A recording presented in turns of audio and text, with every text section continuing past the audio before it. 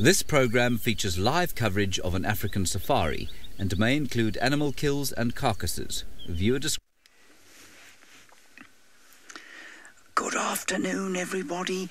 I'm whisper shouting at you in excitement because there, for the very first time on Safari Live, is the new additions. The new additions to the Safari Live Club. I was going to say no, to the Sausage Tree Pride. I'm so overwhelmed with excitement. My name is James Henry, and it's a joy to have you with us here from the Masai Mara. What we have there are the 3 brand new cubs of the Sausage Tree Pride. Isn't that very special indeed? Now, I'm not going to get into any of the detail of what's going on here, because what we're going to do is go to what we call an unscheduled broadcast so that we can bring as many people in the universe on board as we enjoy this magnificent sighting of the new cubs. I'm now going to shut up.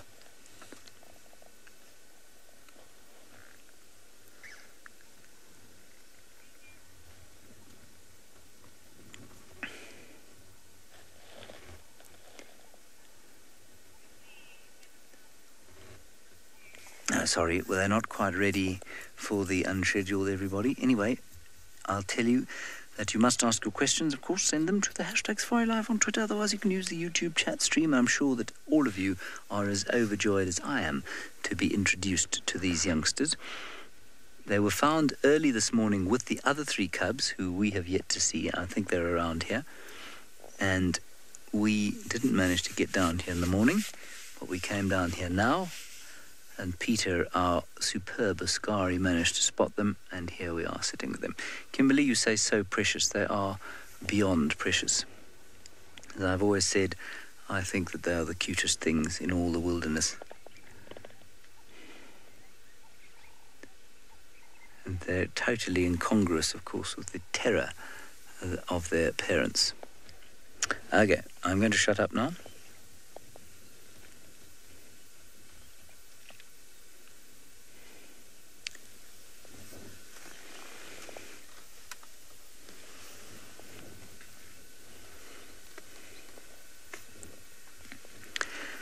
Hello everybody, and welcome to the Masai Mara, where we have a tremendously special treat for you. Those are 3 tiny little cubs, probably only 2 to 3 weeks old, and they belong to the Sausage Tree Pride. My name is James Henry. Please ask us as many questions as you'd like to about these fantastic, magnificent little creatures that exist here in the wilderness that is, well, very harsh sometimes, utterly adorable at other times, and nothing in the wilderness personifies that like lions. They are utterly adorable, completely vulnerable at this age, and by the same measure, utterly terrifying as adults, totally dominating the plains here of the Masai Mara. Now, let's get into the nuts and bolts of what's going on here. 3 cubs. Don't know if they're male or female yet. They are 2 to 3 weeks old, we think. We're pretty sure they're around that age. And they are the offspring of a lioness in the Sausage Tree Pride called Miti. Well, that's what we've called her. And she's known as that because she climbs trees. They all climb trees, but she seems to like it more than most. Their father is one of the Aldonyo Payak males. Now, I'm told the rest of the pride wandered off towards the south earlier this morning, possibly to go hunting. We've had no sight of them. We haven't gone looking very hard, I must confess, because once we saw these things, we decided to stay right here. Natalie, lion cubs spend a lot of time alone while their mother is off hunting. These ones, of course, are too young to have been introduced to the pride. I say that I suspect the rest of the pride has probably met them, but because the rest of the pride, what I mean by, let me say that again. So, Natalie, they're on their own because their mother's not here with them. She's not here with them because she'll probably be off hunting. Now, normally they're introduced to the pride between 4 and 6 weeks. They are, however, denning in the middle of the Sausage Tree Pride territory, so I'm almost certain that the rest of the pride has met these little cubs, but they won't start moving with the pride until they're at least 6 weeks old. So for now, they're pretty much immobile. They'll lurk there in that grass. They'll go into the little thicket to the right of them if they feel threatened or unsafe. They did that when we arrived, and then they came out slowly in order to investigate us. So Natalie, that's a great question.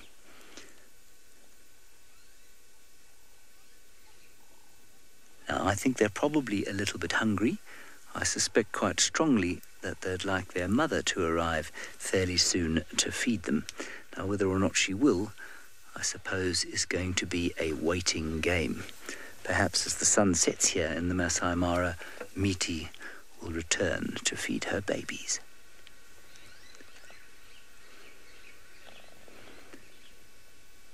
It's the most gorgeous afternoon all around us. It's a perfect temperature. It's probably about, I'm going to say 25 degrees Celsius, 75 degrees Fahrenheit. There are starlings calling in the fig tree behind us, and there's a gentle breeze coming from the north. It's absolutely magical to be here on a Sunday afternoon with 3 brand new little cubs, and now they're very tired. I'm sure they're hungry, but they have been moving around a bit, and as with all very young mammals, they get tired very quickly. Bone crusher queen, that's a very good question. We found them, I'd love to tell you that I found them through my incredible skills as a tracker or my incredible skills as a spotter of animals. But we did have reports of them in this area because we told somebody that the older cubs were here last night. So they came down here, spotted these little ones with the older cubs. And so then we came down this afternoon, and Peter, our ranger on the back of the car, who has much better eyes than I do, managed to spot them. And it's fantastic just to spend some time with them. I am told that the other 3 cubs are around here. This is where we saw them last night, but we haven't seen them again today. I suspect that they are now old enough and they've seen vehicles often enough for them not to be particularly concerned or curious about the arrival of a vehicle. And so, as with all lions, they sleep a huge amount, and they probably just haven't woken up despite our arrival. So they're probably in the thickets amongst the grass here. Betty, with lions, it's pretty easy to remember the little life stages of their cubs. And you do it like this, 6, 6, 6. Their eyes open at about 6 days. They're introduced to the pride at roughly 6 weeks, and they wean at roughly 6 months. Obviously, there's a lot of variation, especially with the last 2 figures, for weaning and for being introduced to the pride. But you'll find that they open their eyes round about 6 days old.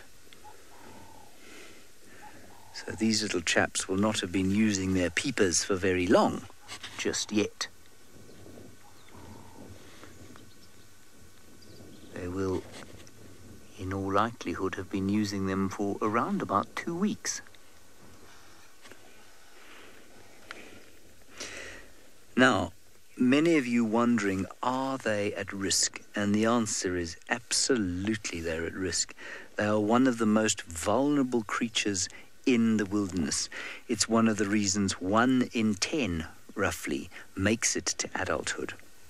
They are defenseless like they are here. They are certainly vulnerable to any marauding hyena that might come through here. A hyena will be careful, though, because they'll smell lion in amongst this area, and so they'd be very careful of coming through here. Likewise, there are leopard in this area. We know of a male and a female who use this little riverbed that we're parked along to come. They use this to hunt in. And so certainly even the leopards of this area could be a real danger to these cubs, along with strange marauding males. If a buffalo came across them, it would certainly kill them. Elephants might damage them. Big baboons that came through here would hurt them. So yes, they're extremely vulnerable. We're going to sit here, see if the mother comes back. I hope she does as the sun goes down. If you do want to join the rest of the safari, you can do so on YouTube. Just go to SafariLive. And you can, SafariLive on YouTube, and you can catch the rest of the show. We'll be here in the Masai Mara. There are another 3 people down at Juma, a private game reserve, and you can join us for that end of the safari as well. So we're just going to let you go as we enjoy this fantastic sighting.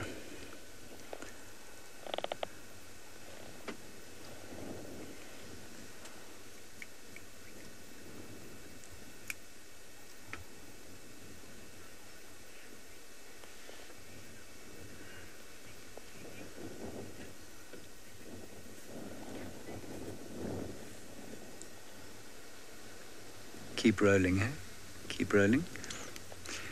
Right, everybody, we're going to wait and see what happens here. Let's go back across to Jamie Patterson. Well, she's going to introduce herself to you for the first time this afternoon.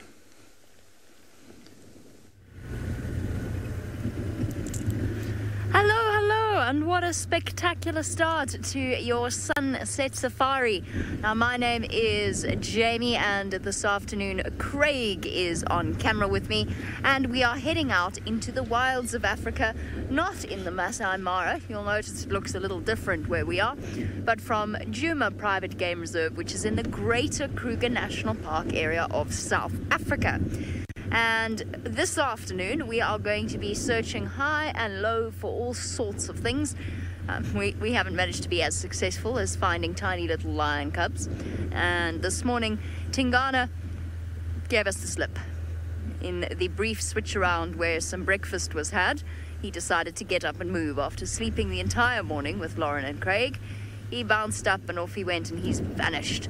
So we've put Steve... Well, we found some tracks. I found some tracks going towards western side of Quarantine, so I've sent Steve in that direction. And I'm just looping the area where he was, just to make sure that we are not mixing up his tracks with Hosanna's tracks. But really, I'm just being as thorough as possible for this afternoon's TV show.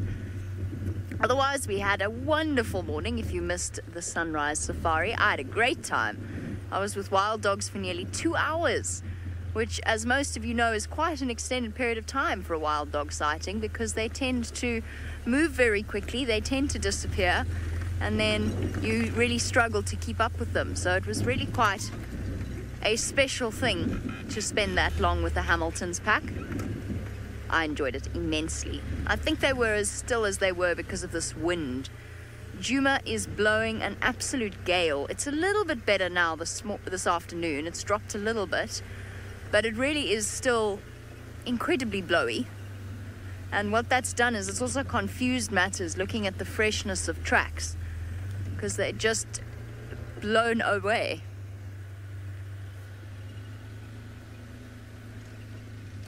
Soccer Dash Hyena Lover wants to know if I think that we will see hyenas on drive today. It is definitely possible. There's something, but it's not a hyena or a leopard. It is definitely possible that we could see hyenas. I saw a hyena this morning. It was very brief. It went running past the wild dogs, but I did see one. So, yes, it is entirely possible. Oh, there goes our pig. That was a warthog. Can you see it there, Craig? Is it still there? I cannot. The glare is so fierce I actually can't see. I think it... Yeah, there I can actually see it. In the gap of the trees there. Looks like a male warthog. Struggling to see that far. Definitely potential leopard prey. But of course a warthog can also be very, very dangerous for a leopard. Even a fully grown male leopard like Tingana. I haven't seen him on a warthog kill in an extended period of time. We did see him try.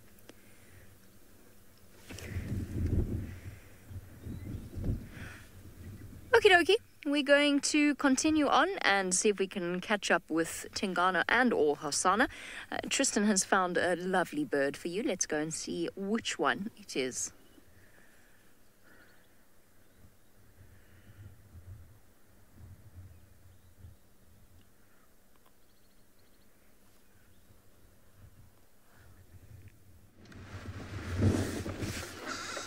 Well, good afternoon, everybody, and welcome to Rusty. hopefully you'll be able to kind of stay on this bill for some time, but it seems as though we're going to have signal issues much like we did yesterday, which is going to be a trying afternoon, that's for sure. My name's Tristan. On camera I've got Jeandre once again, and hopefully we will have a better afternoon than we did yesterday from a number of points of view. One, because of signal, and two, because of a sighting we had yesterday that was very, very sad, which I will get into during the course of this afternoon. But actually, I suppose we should talk about it right now, given that I'm stationary, because I can't move anywhere, so I can't actually tell you about anything else. Essentially, we went to Chitwa yesterday. We went down to the dam, and we spotted a hippo that was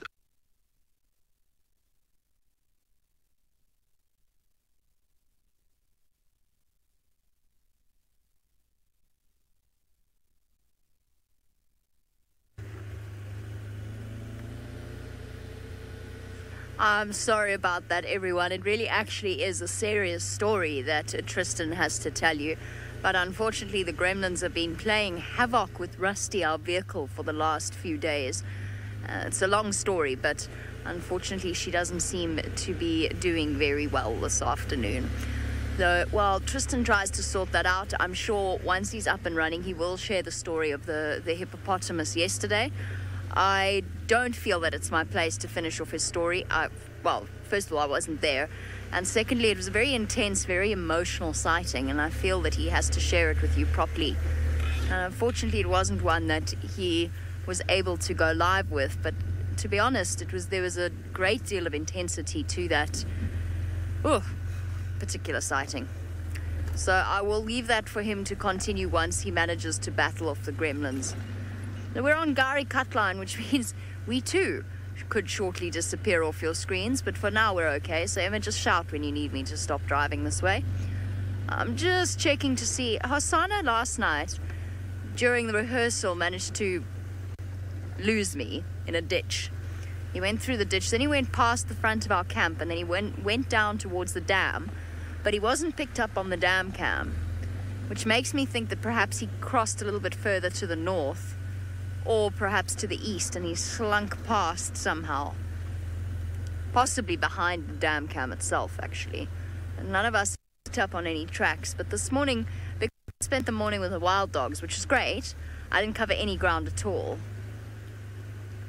So I've got no updates on the Nkuhumas. It looks like they're elsewhere, because I saw some messages going around the various WhatsApp groups, asking about the composition of the Pride. So I suspect that they are hopefully reunited. Oh. Awesome. Cool. So we will look for Tingana while sitting still. I'll just go back on myself. It's fine. It's no problem. No, I won't. I'll carry on, because the good news is that Steve is up and running. Apart from his peculiar game drive comms this afternoon, he seems to be able to hear what Emma's trying to say to him.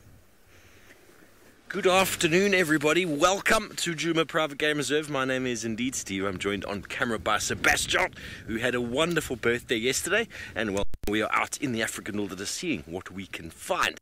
Please, as I'm sure you've been told, send your questions. Hashtag SafariLive, or throw them in on the YouTube chat stream. Let us know what you'd like to see this afternoon. We obviously are trying to find some of our characters. And well, who knows who we're going to find. We're just going to cover the whole property in search of Tingana. I think Jamie's putting some effort in to see if she can find him. He was left around Gallagher Pan this morning.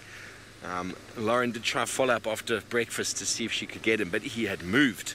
Of course, it was a very nice overcast morning. Nice and chilly, actually. So we are now in the center, just trying to see if we can find any tracks. So far, it's been a very quiet afternoon, but nonetheless, it is going to be a wonderful day. This is a very popular area right here for Hosanna. We're going to see if we can find him.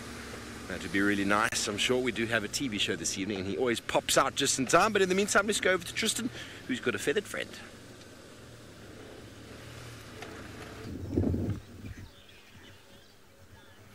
Well, we're going to try this all again and see if Rusty is going to behave itself and not give us so much trouble.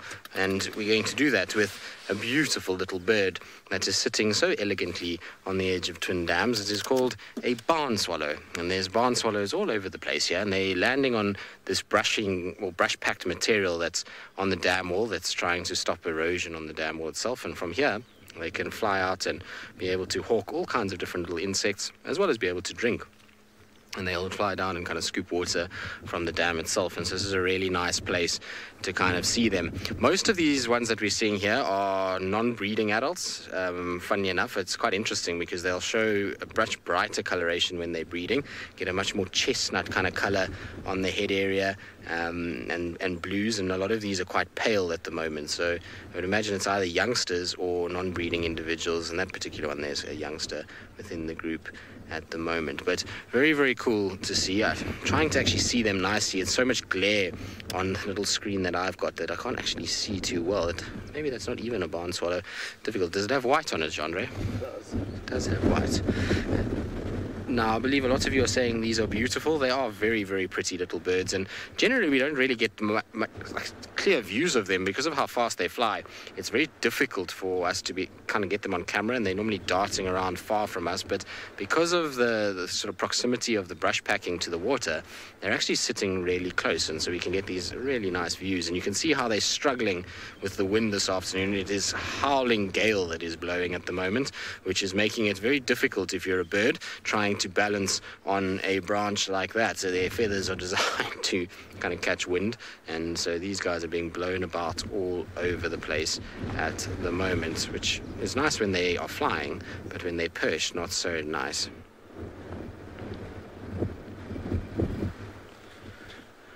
Now, Lily, who's 8 years old, wants to know what gives the bird its shiny feathers. I think that's what I got from all of that, all the gloss on this particular bird. You probably find that there's a couple of things there. So one is feathers themselves contain certain pigments within them, so types of cells that are able to reflect light a little bit. The other thing is that they'll have preening oils that will come out of their skin that will often be brushed through that feathery kind of area, and that gives them a little bit more of a glisten. But most of it is to do with pigments, and so the way that the light is hitting those cells and coming back at our eye is causing that iridescent kind of gloss to come back at us. It's the same as things like starlings. That kind of shiny appearance that they've got is often due to that reason. Very cute little birds. But now, just now I was telling you about our sad story, and so I'm going to use this opportunity, given that we've got signal, which is going to be a rarity at this rate. So we went to Chitwa Dam, Jandre and I, and we were sulking at our signal issues, and we hadn't found our leopard that we were looking for, and we were generally having a rather sort of morbid day, and it just got worse because basically what happened is we went to Chitwa Dam, and Jandre pointed out quite excitedly, look, there's a little baby hippo that's sleeping on the bank. And so we thought, oh, that's very cute, and we kind of looked at it for a bit and then drove on and didn't really pay too much attention because we were trying to see if we could find signal. And we got to the little baby hippo, and then kind of some part of me, I don't know why, just didn't think something was right there. And so we drove along, and then we stopped. And I said to Jandre, no, I need to have one more look. And so we went and looked with binos, and we kind of saw this little hippo was sitting there, and there was others that were nudging it. And this poor hippo was not moving. And I said to Jandre, something's desperately wrong here. So we went back, and we went to go and have a look at what happened. And it was, what then transpired was probably one of the most roughest and hardest things that I've watched in a long time. Essentially, this poor little baby hippo got violently attacked by another hippo, and it was picked up and thrown around all over the place. The mother tried to defend it. There were crocodiles that came in, and it was really quite something to kind of watch this whole process take place. And the poor little baby got kind of really badly injured, and its legs got broken, and it was a really horrible thing to see. So I was quite glad that we didn't have it live and that we had signal issues at that time. So it put a really big dampener on our afternoon yesterday. Eventually the little baby did succumb to its injuries and just disappeared under the surface of the water, and we didn't see it again. But I think the crocs must have got it at that stage. But it was, like I say, one of the more kind of depressing things that I have watched in nature. Unfortunately, it is part of nature, and there's not really much you can do about it. But watching that little baby being picked up by that male and being shaken and run around with it was really quite traumatic, to be honest. Miss Adam, you said it sounds quite terrible and it was really not very pleasant. Well, no, it was horrible to watch. It was not very nice at all.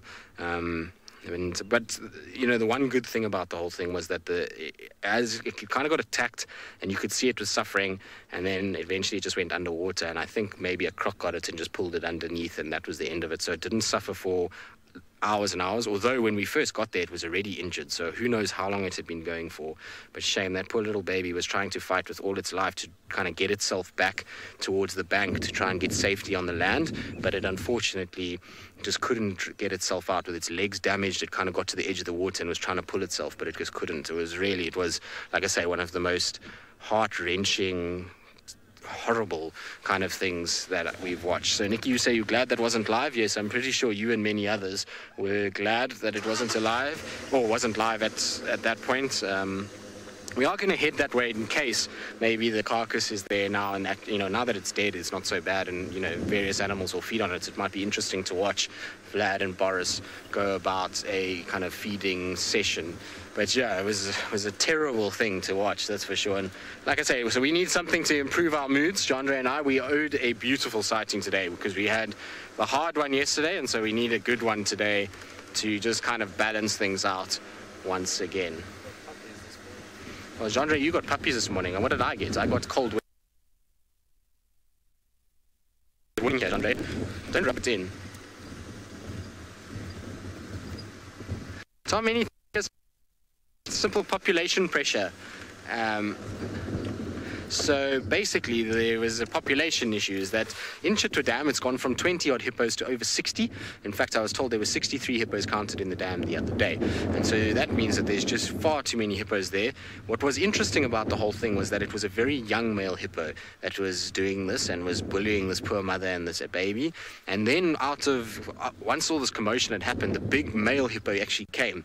And he came swimming across the dam, and he went in there, and immediately all the nonsense stopped straight away, and he kind of disciplined everybody. And once he was there, it all calmed down, and the poor baby, but the damage was already done at that stage, and the baby kind of moved off to the side and was already hurt. But it's all just to do with too many hippos in too small a space, and now they're starting to fight with one another and maybe trying to bring that female back into estrus. It's a young male that testosterone is flaring, and so he's trying his very best to kind of get that female back into estrus to be able to mate with her. That's pretty much what it is, much like lions killing their cubs, and just too many hippos in too small a space is causing it. But still very, very sad, and I was really surprised at how that young male was able to even bully that female into it, because he was about the same size as her, and I think she'd just been fighting with him all day long. She looked like she had no more strength left in her, because at times she was kind of trying to bite him and run next to him, but there was just really nothing she could do. He was just intent on grabbing that little one and hurting it, so not very pleasant at all. Right, now unfortunately I once again losing signal, so I can't really move from the spot, which is not very ideal at all. And the problem with that is that when one can't move, it makes life a little bit tricky. The other thing is that we're having terrible comms problems as well on Rusty, which means I don't even know if we're still live. Oh, you found a bird for me. Well done, Jandre. Now I can talk about it. Just over there, they're on a termite mound, and they will be roughly the size of a pixel, I think, on your screen. But we will make our way across there and see exactly what it is that they're doing. I suspect they're just sleeping, but we'll see how many there are and then decide whether or not we're going to go with them down towards the rest, or whether we'll just sit with them for a little while. Very exciting stuff. I have no idea what happened to that hippo down at Djuma. Sounds like an utterly fascinating sighting, but I'm afraid I have no idea, so I cannot comment on it. Apparently we're having technical difficulties. I don't know what those are either, but I apologize for them, whatever they are. And I do apologize for the banging noise. That is the...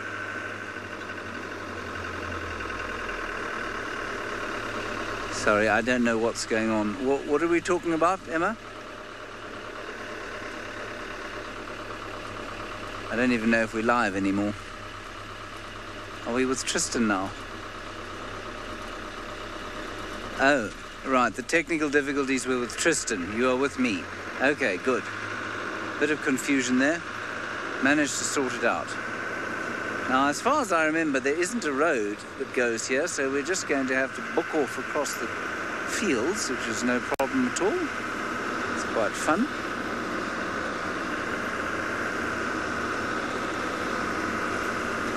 We'll just get past this little borrow pit / drain. Yeah, let's go this way. Kermie, I've got no idea how the new pride will react to the cubs, other than to say, probably like most lions react to new lions, they're normally quite curious. They are normally very affectionate to start with. The mother is normally fairly defensive initially, because obviously she wants them to be safe. The mother will also be quite careful about making sure that the youngsters aren't bullied by the bigger youngsters. I've seen 2 lionesses here, so I don't know if they're all here, but let's go and have a look-see. It is amazing how easy they are to spot when they pick their heads up, because the white on their fur really does reflect the light. Now, the big trick here is going to be to decide whether or not we stay with these guys and see if maybe one of them's the mother and she'll go back down to feed them, or if we go down and sit with the cubs and wait for her to go to them. I don't know what to do. We'll make that assessment once we've seen how many there are here and what they are doing. No, there are at least 2 lionesses there. I can see one just over the other edge of the termite mound. I would go a little faster if I wasn't afraid of mounting us on a rock like I did yesterday during our rehearsal. We had to get out and extricate ourselves. Oh, and I think I can see others on the termite mound beyond. We might have the whole pride here.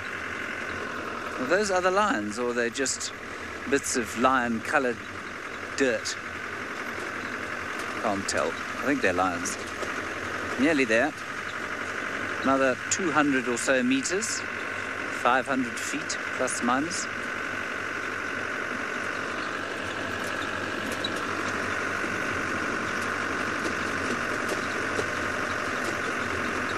Sorry, Jenny, your question broke up in my ear slightly there. I got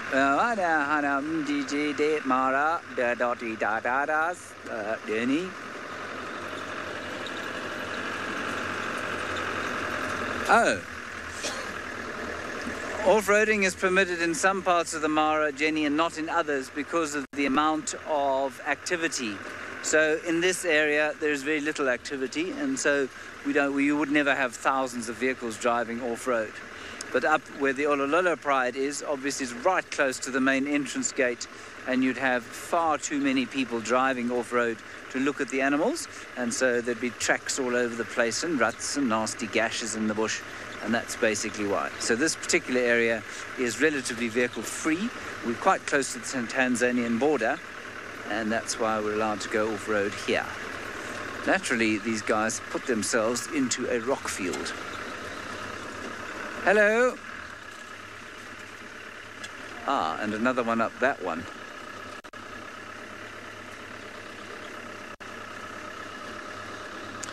Eco, this is not technically a national park. Technically, this is a conservancy, so it is paid for by donation, business, private enterprise, a little bit of government funding, that sort of thing.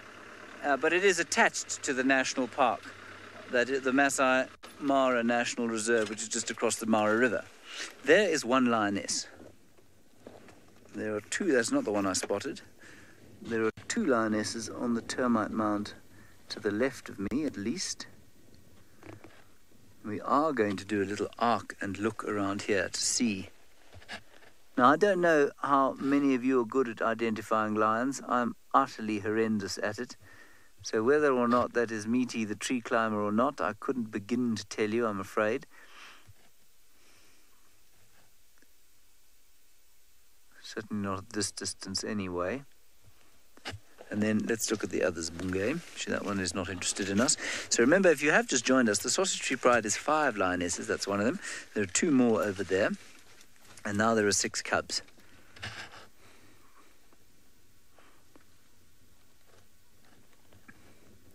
Now, the only reason I saw them from the distance that I did is that one of them popped her head up, and you can see the white fur on her throat. That's what we saw reflecting in the sunlight. And they're using these termite mounds, obviously, for vantage. I think this is the first week in about 4 weeks that we haven't seen them devouring a buffalo. And they are fast asleep, because it is really a Sunday afternoon that has that sort of feeling about it. Sleepy, pleasant, gentle Sunday afternoon.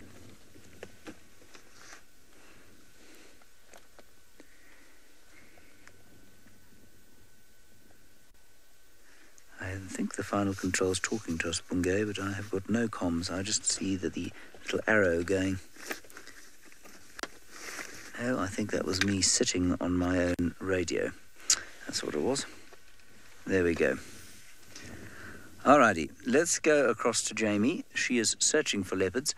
I'm going to look around here and see where the rest are. Radio?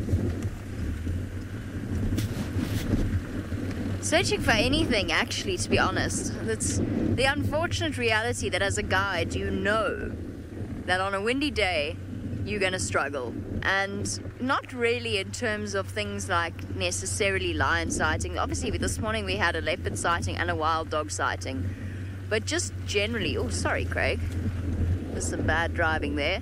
Just generally, you're going to struggle to find anything, even in the general game area. Just because they are so nervous, everything hides away.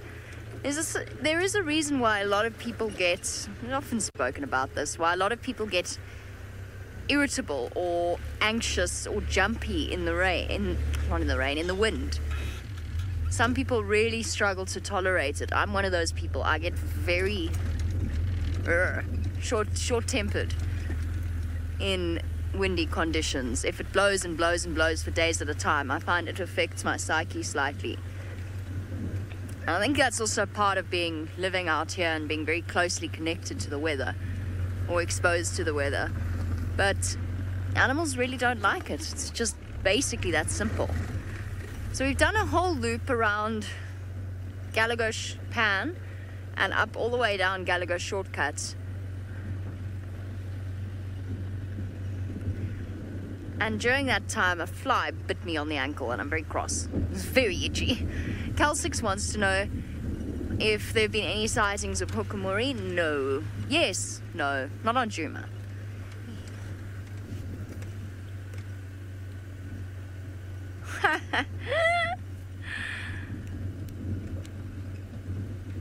I've got it, Steve. Don't you worry. I'm in there.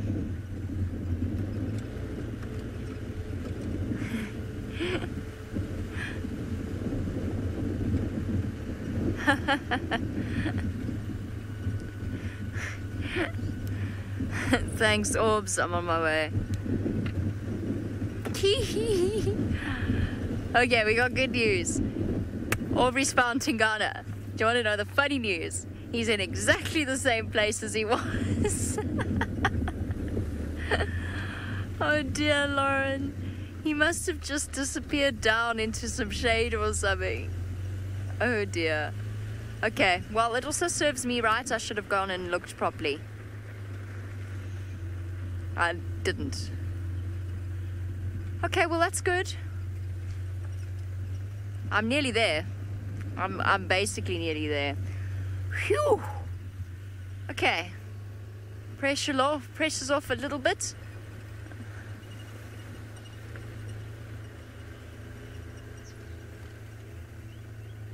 Phew. Okay.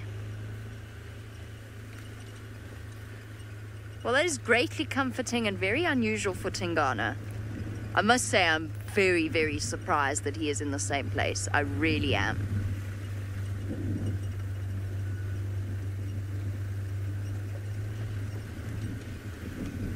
In this sort of weather, Tingana likes to move.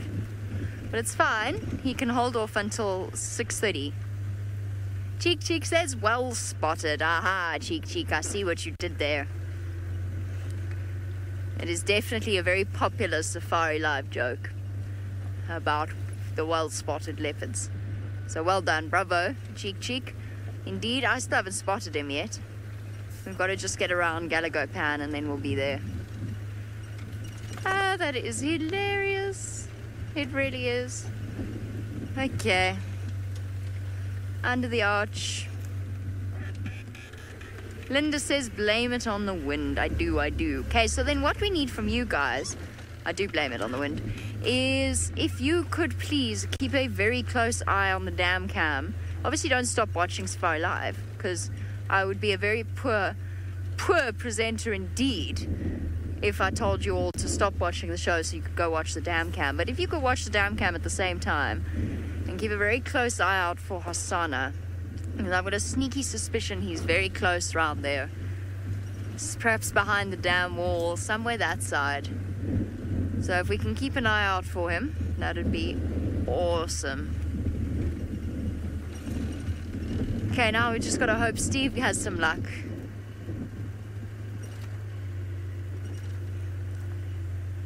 Okay, I'm nearly at our leopard. It might take me some shuffling around to get us a nice view. So while we do that, let us bounce you back across to James and Lamara, who is still with his lions. Let's see what they're up to. No, they haven't moved. We've come around and looked about the place here. Lots of rocks we found. We also found that there are 3 lionesses. That is all. There are no further. And so where are the other 2? I've got this horrible sinking feeling that the mother's gone back to the cubs already and we've managed to miss her. I could be entirely wrong. They could have gone hunting somewhere else and be lying in the long grass. But that's the sort of conundrum I'm constantly faced with. Do I go back to the cubs or do I stay here? What do we do? Bungay said, why don't you ask the viewers? So I suppose I can ask you, can't I? Would you like me to stay here or try the cubs again? I will tell you the cubs have disappeared into the thick grass. And I also need to bear in mind, of course, that we have a television show to deliver later today. And, well, cubs in thick grass versus flat cats might be my choice. It's all very tough, everyone.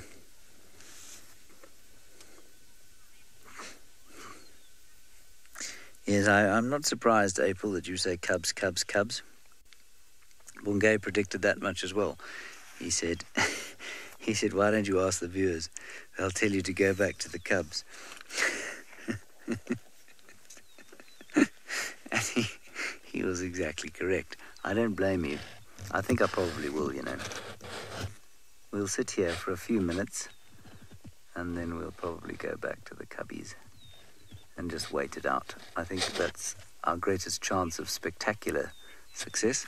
All of you saying we must go back to the cubs now. Bungay, that's your fault. Gabrielle, that depends entirely on how long you have for me to answer you why it is that this area has got no trees. You see, even this lioness is quite interested. Fascinated by the subject of why there are no trees here. The answer basically is humans and elephants. Humans and elephants are the reason that there are no trees in this area. So the story goes roughly as follows. By the time the turn of the 20th century came, so the end of the 19th century, this place was pretty full of Maasai people and their cattle. It was also full of wildlife, and they kind of lived in what we'd call an uneasy harmony. Lots of people like to think of rural Africans living in harmony with nature. No human being has ever lived in complete harmony with nature because by the very act of existence and eating means that you cannot live in complete harmony with nature, but that is an entirely different discussion. So basically, let's go back to 1898 when we had the Maasai living in the area. They used a lot of wood. They used wood for furnaces to smelt for iron. They used wood to build their homes. And there were also a lot of elephants in this area at the time. Then what happened, and so you probably would find that this area looked very similar to what it looks like now. Then what happened was the Italians, who decided that because all the other European powers had a colony in Africa, that they should have one too, landed in Ethiopia. Probably a mistake, possibly the most organized African state at the time. They certainly took a number of fearful beatings from the Ethiopians, or Abyssinians as they were known then, but they eventually managed to get a foothold, and they brought a whole lot of cattle into the area. Now, their cattle carried a disease known as the rinderpest. And the African animals, both domestic and wild, had absolutely no immunity to this disease. And so just about every cloven-hoofed animal down the Rift Valley, all the way from Abyssinia down to South Africa and the Kruger Park, died of the rinderpest. There were very, very few wild animals and cattle that survived the rinderpest, brought here courtesy of the Italians who wanted a colony back in 1898. I think it was 1898. Anyway, what that did was result in a total exit of the people from this area. The Maasai lost all their cattle, so they disappeared up out of the place. The loss of the cattle and the thickening of the bush brought back the tsetse fly. Got very thick in this area with tsetse fly, which meant that the cattle and the people didn't come back once the rinderpest had gone, and there were very low game numbers at the time. And then what happened was, probably around about the 1930s or so, the elephants started to come back, and they started to clear out the bush a little bit. And there was also there was a ban somewhere around the mid 20th century on hunting in the area, and so the elephants were left alone to deal with the space, and that's what they did. And the elephants started to clear away the thickening bush. The tsetse fly disappeared from areas like this. It does still occur in the woodlands of the Serengeti, down in parts of the Serengeti, but in this particular area it disappeared. And that all allowed for the for the repopulating, for the growth in animal numbers, in wildlife animal numbers. And as the area was just sort of designated national park, so the cattle were never allowed back, and it has been maintained pretty much as it was since about 1970 or so. They reckon that the wildebeest and zebra numbers reached their current numbers, so they haven't changed a huge amount since the 70s. So the whole point of that story is that this is, yes, it's a wilderness, but it is very heavily influenced by man, and also by that other supreme ecosystem architect, the elephant. And also, the interesting thing about that story is that people tend to think of this great migration as being millennia old. The current one isn't. It's only about 50 years old, 40 or 50 years old, which is quite interesting in its current form. That animals migrated these plains in the dim mists of prehistory is almost certain, but the current migration in its current form is probably only 40 or 50 years old. Isn't that quite interesting? I think so. There are the lions. They're still there.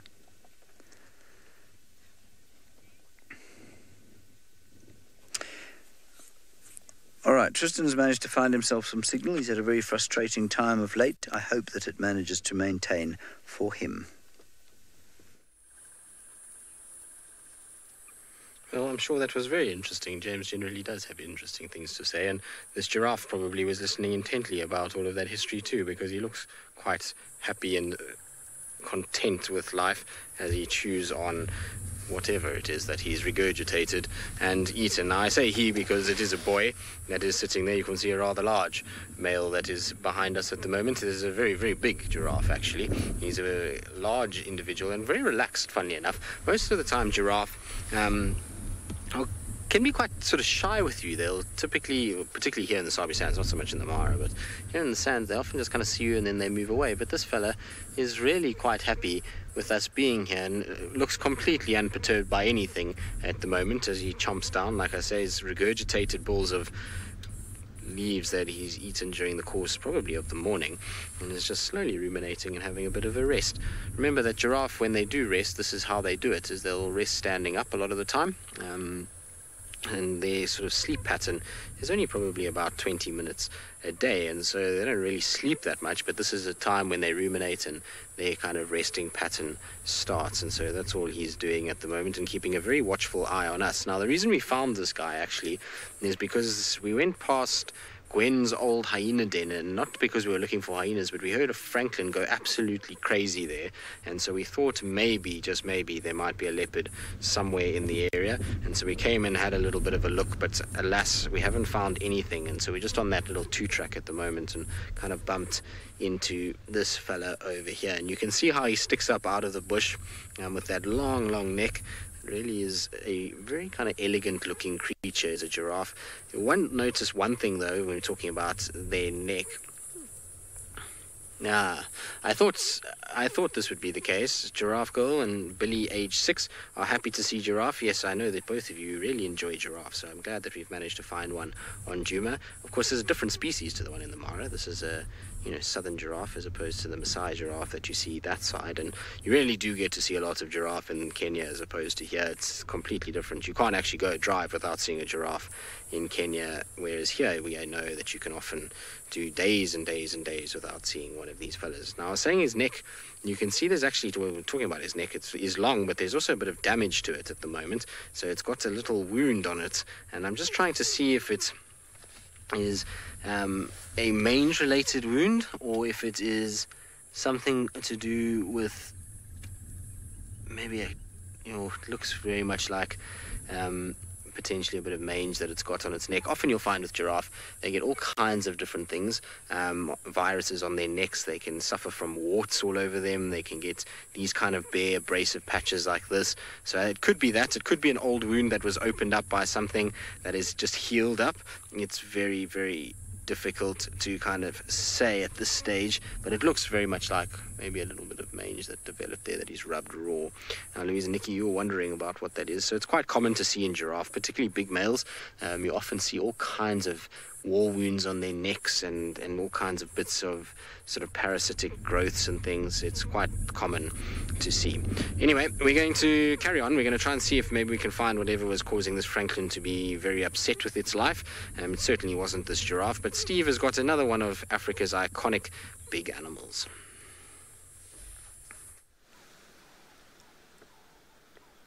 Yes, indeed. Well, they are generally regarded as being quite grumpy. We found a small group of 4 buffalo bulls that were just hanging out in a little watering wallow.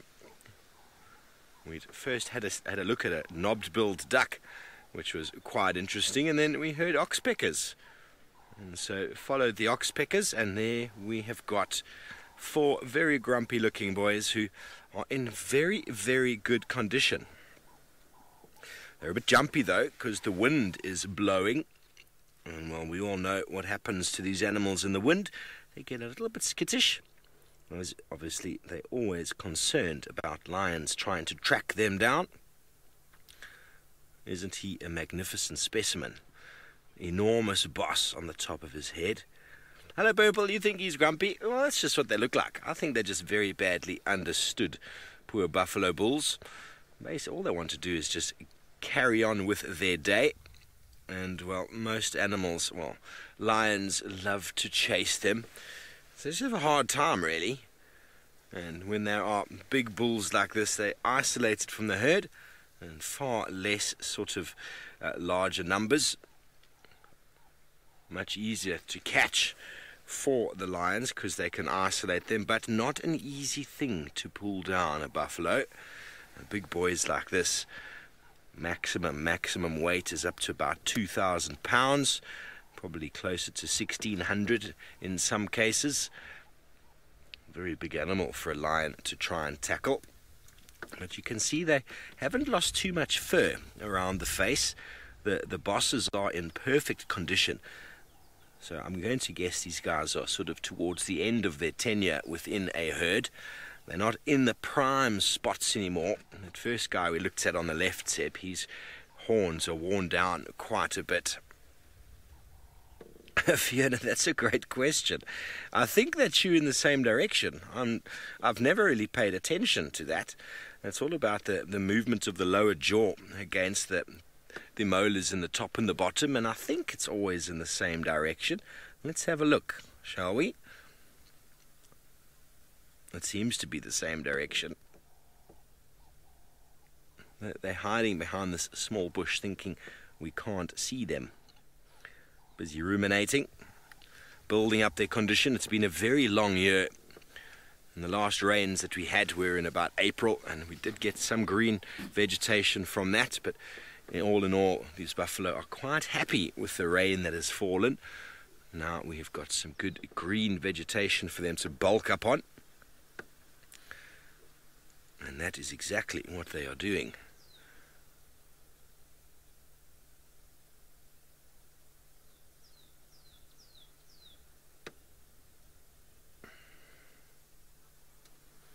Okay, well, we might move off from this buffalo. We might do a little loop around, see if we can find the lions trying to track them.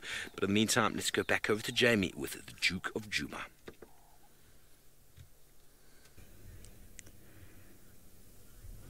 I have had some luck, and I owe that luck entirely to Aubrey, who showed a bit more common sense than I did this afternoon and went and checked where Tingana was and didn't buy into the tracks that we saw earlier. So there we go. Anyone would be forgiven for not knowing he was there. I mean, really, he's underneath... Gee, leopards love weeping wattles. He's underneath a weeping wattle in a thick patch of grass. I mean, if you didn't know he was there, you could so easily miss him. So that's where he is. I'm parked here because it's the one patch of shade, but since the sun's very kindly gone behind a cloud, I can actually take you for a better view. Just give me a second. This clutch keeps... I thought it was me. I thought I forgot how to drive a few days ago and that I was just letting the clutch out too fast, but it's not. It's actually the clutch isn't doing so well. When we were talking about animals' pickup lines, I thought I'd forgotten how to drive, and I really hadn't. We'll get it fixed eventually. But if you see me suddenly jerk forward and Craig lands in the seat next to me, well, there isn't a seat next to me anymore. If he lands there, then we know. Yes, Emma was not. I was distracted by thinking up pickup lines. I felt like we weren't doing our best. We weren't living up to our potential there, which is the world's worst pickup line. Here we go. There's a kitty cat. Let me just see if someone was looking for me. I think that was actually for Steve. Give me one moment. He has been looking for Steve. Look at how flattened the grass is.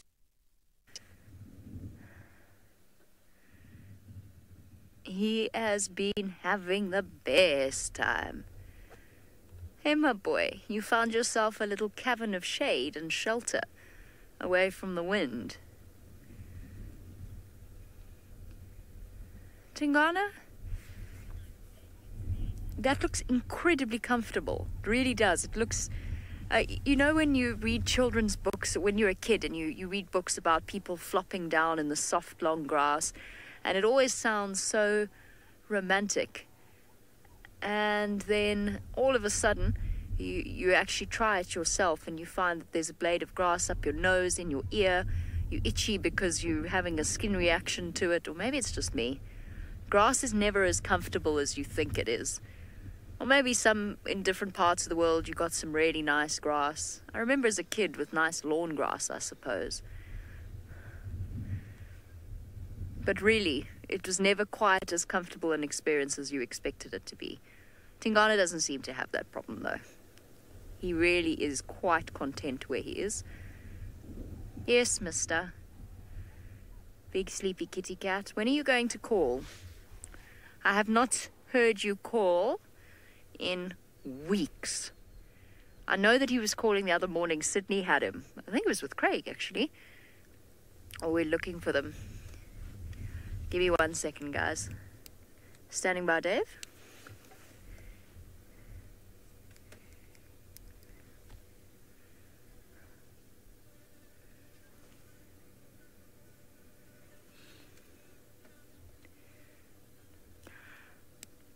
problem, Dave. You actually need to take the first right, but it's quite far down. So there is a 2-track about halfway down the road that you must ignore. But it's very clearly a 2-track, not a road. And then you take the first road to the right, and you'll go through a dip, and you should actually see me as you come up through the other side, but I'll let you know when I hear you.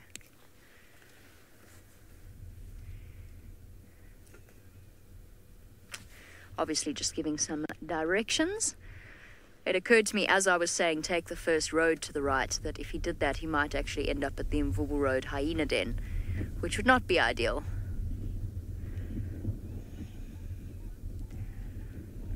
Now one needs a fearsome sense of direction out here, particularly in the Mara, but here on Djuma as well. Let us hope that James is able to find his way back towards the lion cubs.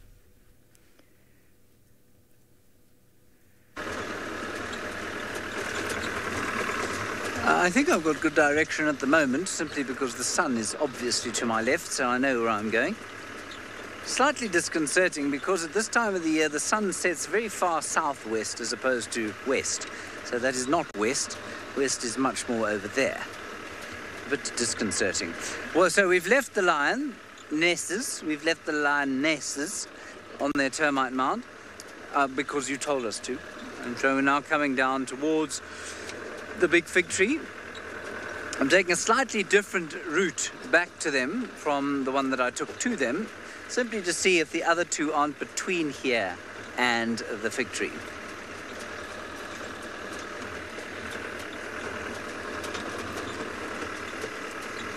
But as yet, there's really not much going on in this particular area. There's a big herd of elephants off to the left. But let's just keep going. We're quite far away and into the sun. Oh, sorry, let's go across to Steve. He's got dogs.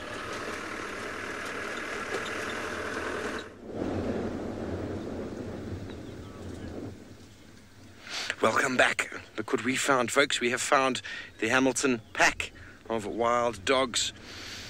We're all just on the southern side of Gowrie Main right now, not far from where we were moments ago with those buffalo. And they are behaving like dogs do. If you look closely, lots of obviously the younger ones are begging. It's very hard to tell the difference, that they're all very much the same size. But I've never seen this many dogs before in my life. This is so incredible. See, all their ears are flat. Some of them are begging, trying to get some food, it would seem, from the adults. It's possible that they've maybe hunted. I can't see any carcass anywhere nearby. Super, super special to be able to spend time with wild dogs, but unfortunately they're just on the southern side. But they seem to be taking a little bit of a rest now. Who knows how long and how far they've moved. Ah, there we go. The life of a dog. Cool breeze would be very special if they did, but hopefully if they made a kill, they'd do it on our side of the road. That would be much, much better, wouldn't it? You probably hear some people laughing. There's a couple of vehicles in the sighting. Obviously, they're all here to see the wild dogs as well. And I can't get over the smell. They've got such a particular smell. I can't really place it. It's like a sweetness, but like a dirty sweet. And I've smelt it before when I followed them. And now when we were sitting here, there was just this lingering sort of sweaty, sweet smell coming off of them. And it's a very characteristic smell when you've smelt it once. Always recognize it. Do you know what I mean, Seb? Seb has spent a lot of time with dogs. He knows exactly what I mean.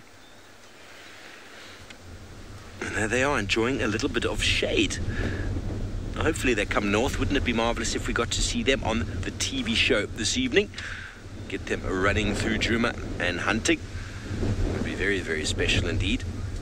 They are regarded as crepuscular animals, diurnal animals. SafariLive, there's a sourness to it, but it's a sweetie sour. It's very hard for me to really put my finger on that smell. I wish I could bottle it for you and send it wherever you are so you could smell what I smell.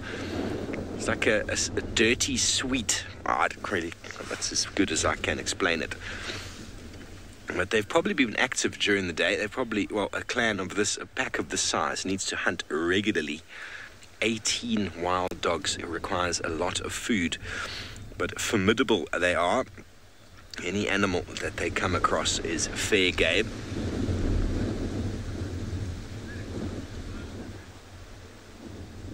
Has that one got a collar, Seb? Yeah. Yeah, there's one of the leaders probably. There's lots of research being done in South Africa with regards to cheetah and wild dog, the movements, the distributions, and it's quite incredible how far these animals are capable of moving. Constantly in the search of food, only really resting when they have puppies in a den site somewhere. Other than that, they're just moving through the landscape. Jamie says we should do a scratch and sniff book for safari. That would be a great idea, Jamie. We'd be able to get all of the wonderful smells, leopard urine, I don't know what else right now. Elephant in musk, that would be a good one as well. Waterbuck, definitely waterbuck. Wild dog. We might leave some of the really bad smells out of there though, because there are some horrible smells that you really don't want to be sharing with anybody. Like lion poop, says Seb. Indeed, lion scat or leopard scat, not the most ideal smells in the world. If you've ever driven in some of it, you will never ever forget that smell. But we could get at least, a number of pages.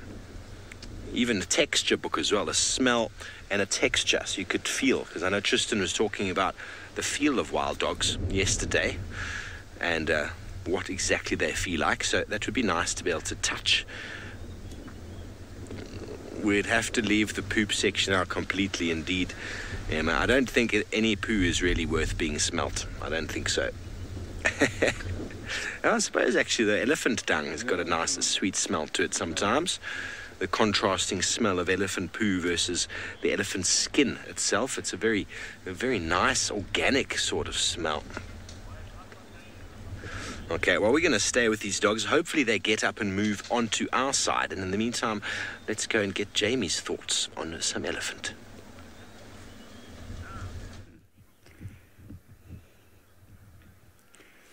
I am smelling absolutely nothing because unfortunately the wind is blowing the scent of the elephants away from me. But if it were blowing the scent towards me, I would be smelling the smell of dry skin and grass, the scent that I associate with elephants. I've been over the scratch and sniff book thing with many of you before. We've discussed it on the live safaris quite often. And the thing is, you've got to have the full experience. You've got to have wild aniseed, wild basil, jasmine, elephants. You're having fun there, Ellie. But you've also got to have 2-day-old in 40-degree temperatures. And then, when we're sitting next to it, we'll say to you guys, okay, turn to page 294. Made that reference before as well, for those of you feeling really sharp this afternoon. And you will smell dead buffalo, 2-day-old dead buffalo, or something nice. You will smell the smell of Africa after the rain. That, I feel, is the most elegant solution to how we can involve your olfactory senses in this experience. We can let you listen to the sounds, usually when it's not howling with wind. We can let you watch what's going on, but we cannot include smell. It would be quite a book. There's quite a collection, There's all sorts of things one would have to include in there. Brent's feet.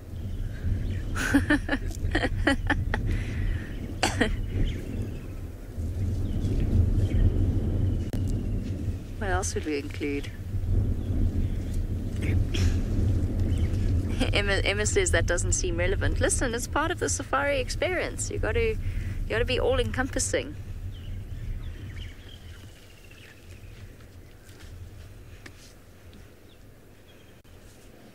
All the girls, no, we'll stick with the animal smells. I was going to say the perfume and stuff, but I think we can scrap that.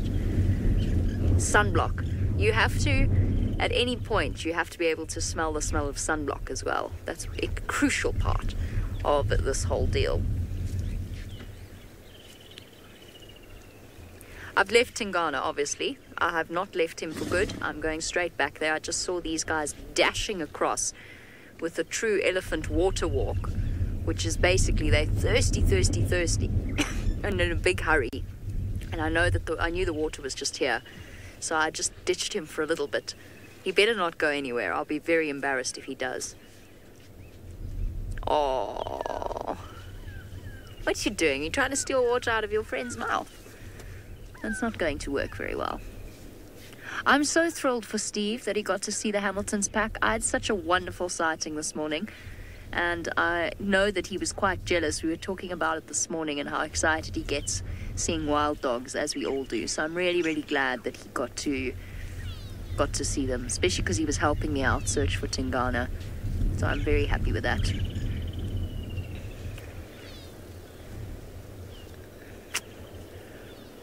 All right, I'm going to head on back to Tingana before he decides to up and off in a different direction. We'll send you back across to James, and perhaps he can tell you what he's smelling in the Masai Mara.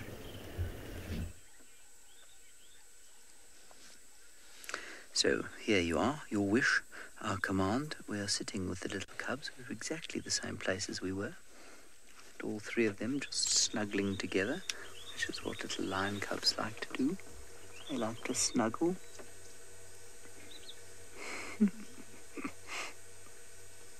And play. And suckle.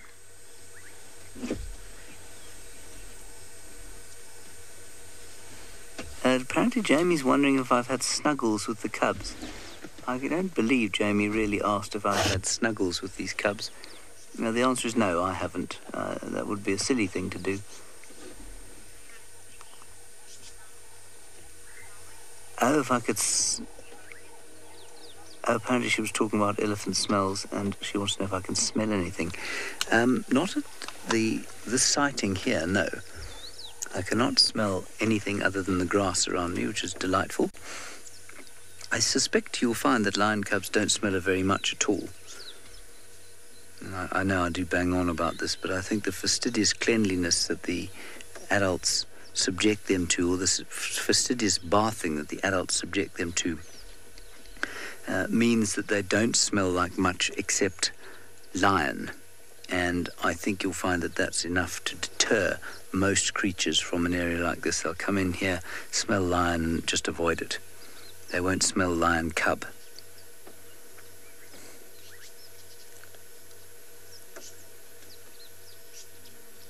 I mean, that said, I don't know what lion smells like. I know what wild dog smells like, but lion, I don't think they smell very strong at all. Alan, the only thing these things eat at the moment is mother's milk, I'm afraid. It's also one of the reasons that lion cubs are a lot more active than adult lions. Their diet is full of fatty milk, which gives them a lot more energy than the meat of their parents.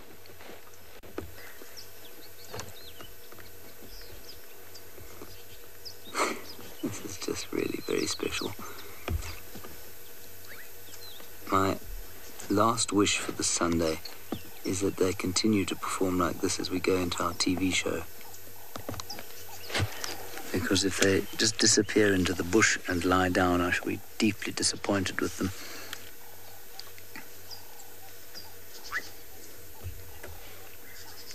I suppose you might also be able to hear a couple of frogs calling. I think there's a bubbling casino going in the stream below us.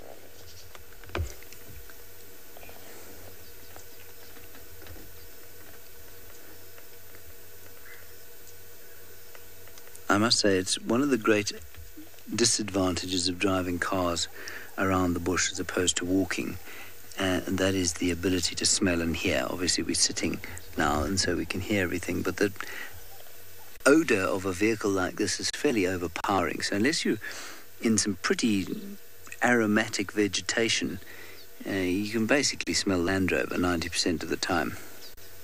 And when there are Land Rovers this old, that's not entirely a good thing. Unless a breeze blows across the car, in which case then the glorious smells of the bush come to the fore. Bungay, I'm going to disturb you and ask you to put the camera in the top of that gardenia bush there. Mind. Some little finch-like birds. Naturally, oh no, they're still there. And the next bush, in the guarri bush, flying around and gone. What a pity. Naturally, as soon as we decide, oh, there we go. Yeah. Oh, it's a little waxbill. I think it's a common waxbill or something similar. Let me see. Yes, Puma, as we go back to the cubs, I will try and identify that waxbill for you now. I'm 99% sure that if a human was to touch the cubs, the parents would, or the mother would definitely be able to smell it, and I think she'd be deeply put out by it, but I don't think she would reject the cub at all. So that was just a common waxbill, that's what I thought it was.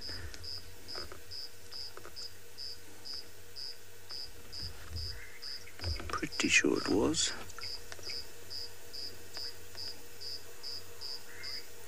I say pretty sure because they can look fairly similar, but I'm pretty sure we had a common waxbill there. The only thing it might have been confused with is a crimson-rumped waxbill, which we don't get in South Africa. The common waxbill we do. We also get lions in South Africa, of course. Not at the moment, but we do get them there. This is the most adorable stage of lion life. I'm sure if you have a small child, the thought of handing one of those things to them as they go to sleep must be extremely appealing.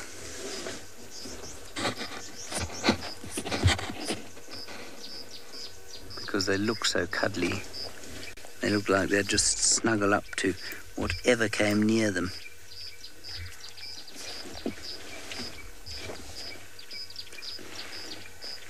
And they will grow so fast. And they lose this teddy bear look in about 3 weeks. And I know many of you now are oohing and ahhing and say this is a total cuteness overload. It is absolutely.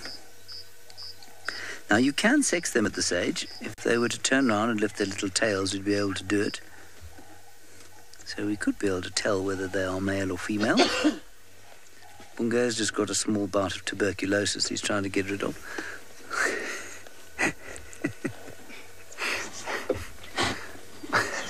I actually think he's just eaten some nuts and that's why he's coughing.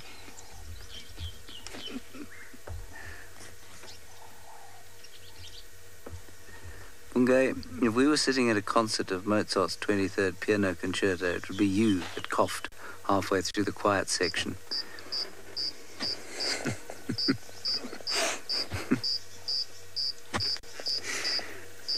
I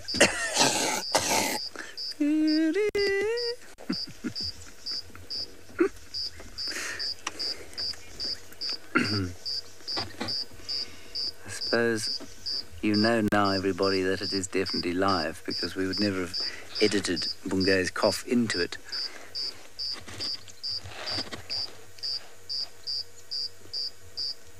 Lions are still fascinated by our presence, which is fantastic. I am, to quote Brent Leo Smith, keeping my head on a swivel to see if I can spot any of the others around here. Giraffe girl, I missed that, I'm afraid. My brain exploded when I looked again at these cute lions. Well, Pat, this is, sorry, not Cat Pat, it's just Pat, isn't it? Pat, I don't know entirely how they know, but they do know, obviously. As they get older, sorry, I've just realised I've moved my hat, which is going to sound terrible. I've left it alone now. So it is Cat, not Pat. Cat, I don't know how they know to stay. They do know to stay, though. And as they get older, they will move around a little bit more. And the mothers, you'll find, will have to go and look for them slightly. So they'll just slowly start to explore more and more as they get a bit older. But we watched last week with the older cubs when the mothers smelt something that they thought they wanted to investigate. And they did something, and it was totally impossible to see what it was that they did, but the 3 cubs turned round, walked in the opposite direction and went flat in the grass. And the 3 lionesses carried on. They went to investigate around a termite mound. Quite possibly they thought there was a warthog there. There wasn't a warthog there. They got onto the termite mound. I think one of them made one little contact call and the cubs came back to them.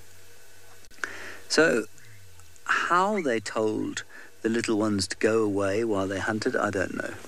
It certainly wasn't something that I was able to pick up.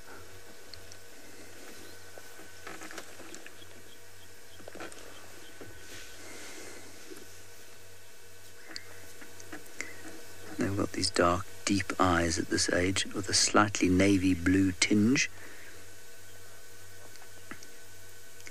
Yes, Giraffe Girl, you'd say they're little sausages. Well, they are, aren't they? They're little chipolatas at this age.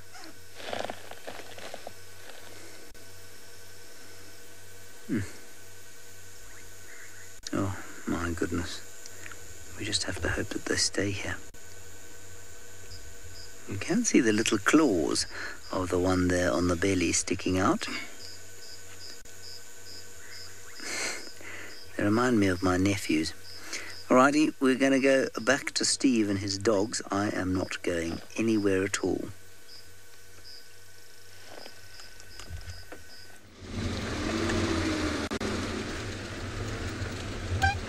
Well, thanks, James. Unfortunately, our dogs have just gone a little bit too far from the road, and all we can see is bushes.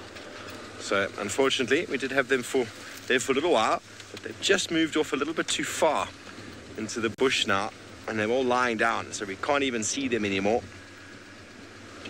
Just trying to get another view. There we go, Sip. Happy? There we go. We managed to get 2 in the open. Surprisingly camouflaged, the wild dog. She's quite a battered old ear. Look at that, eh? Definitely telling a little bit of age. So I was mentioning before that they're regarded as diurnal hunters, but when it's very hot, they'll only really be active in crepuscular time, so dusk and dawn. But very efficient hunters, probably the most successful out of all the predators. When they hunt, they are always, well, generally successful. They pull down medium to large size prey, such as impala, kudu. I've never seen them go for a wildebeest. That would be quite interesting to see what they would do with a wildebeest. I think the wildebeest would turn and use its horns to defend itself. But 18 individuals would be quite something to try and fend off. You have a red-crested korhaan somewhere in the middle of the wild dogs, being a very brave bird.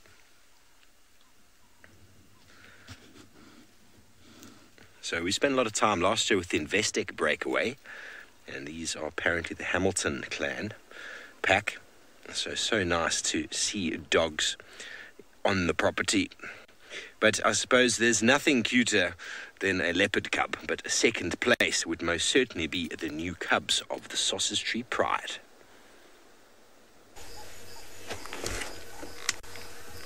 No, especially when they're playing. Nothing cuter than cubs. Look at the little claws that have come out there. They will be sharp as needles. They don't come out when scratching brother or sister's face. Oh my goodness, this is just too wonderful.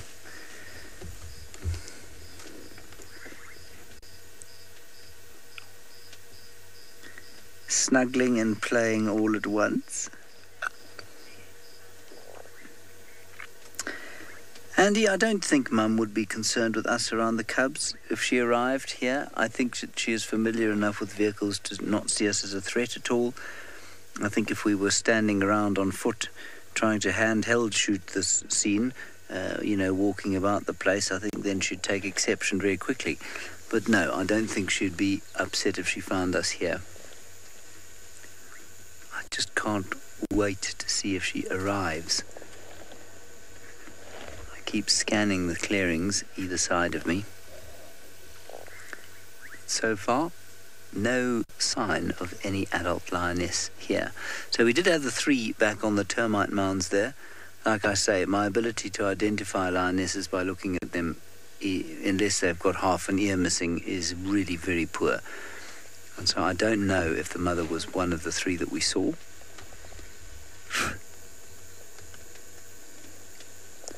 But I don't think so.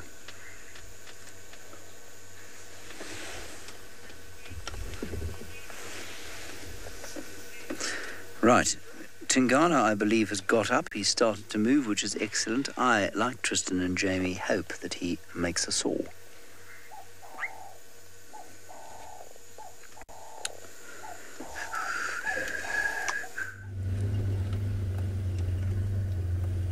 We are in deep poo. Tingana's taking us into this block. I was going to actually show it to you on a map, and then I forgot. I'm glad we left those ellies when we did, because he got up and moved straight away as we got back to him. So he's taking us into the drainages where I have to warn Emma, signal gets a little bit shaky. Oh no, he's going across. There ain't no way across here, guys. To the best of my knowledge, this is where we lost him with Tristan a while ago, where I tried to get there. So just to warn you, he's seen something. Hello, my boy. He's listening to something. I cannot get through this dip. I can only hope that he turns and goes back towards whatever he's listening to off to the left there. I said east, Tingana. East, not north. We're going to have a chat about this. He's very hungry. He's all skin flap and nothing else. I mean, he looks good. He looks healthy. He's nice and muscular. But he's really, really hungry. Oh, man, this is going to be incredibly difficult. Oh, the good kitty cat. It's really not going to help us, though, is it? Because you're just going to lie there for 2 seconds and then you're going to go down, aren't you? I'm scared to start the car to even get us a better view, because often what happens is with the movement of vehicles, it's not that the animal's disturbed or frightened in any way. It's just, obviously they listen to the noise. So then they listen and they think, oh, well, I'm awake now anyway. I might as well move. So often what happens is if someone drives past an animal or something, or moves out of a sighting, the animal gets up and moves, not away from the vehicle, just because the noise has created movement. There is something in this drainage. Look, Tingana, if you're going to kill something, it's got to be this side, eh? I don't have signal on the other side. Mrs. Anno says that mating burns calories. He didn't really do much proper mating, though, did he? I mean, he was with Tundi for that brief moment where they encountered each other. Then it looks like from the tracks, Tristan was saying that they mated again that night. Presumably a few times, but after that he was separated from her and he moved off. I don't know why. Tristan suspects that there was some sort of meeting of females in that southern section. It's basically the southern boundary of Tundi's territory, and that during all of the drama Tingana took the opportunity to escape and moved up here. So he's had 2 days of mating as far as we know. We could of course be mistaken, but we've had no evidence of him mating, and typically mating leopards don't move very far. But we'll find out. I mean, if we spend a bit of time with him, let's look at the way he's looking. Oh, good grief. If he kills something in there, we are in big trouble. It will be the end of our leopard for this TV show, which isn't a disaster. It's not all about the leopards. It's just nice to be able to introduce South Africa to some of our beloved characters.